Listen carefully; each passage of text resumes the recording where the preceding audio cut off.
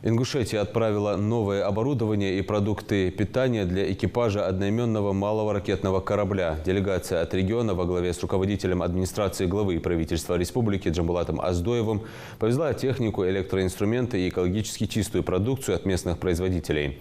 С просьбой оказать помощь в приобретении оборудования к руководству региона обращался командир МРК «Ингушетия», капитан второго ранга Александр Ермоленко.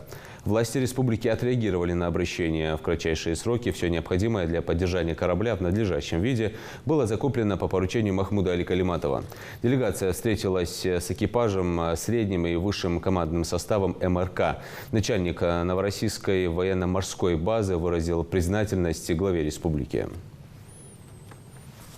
Личный состав экипажа малого ракетного корабля, конечно, с глубоким пониманием и уважением относится к той заботе и к тому вниманию, которое оказывает глава республики, руководство республики по поддержке личного состава корабля.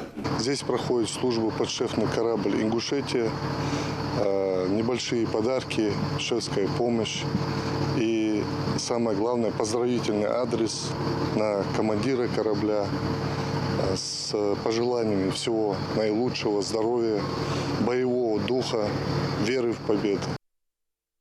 Джамбулат Аздоев передал морякам приветственный адрес от главы региона, а Виктор Качумазов, в свою очередь, подарил гостям памятную книгу об истории военно-морской базы.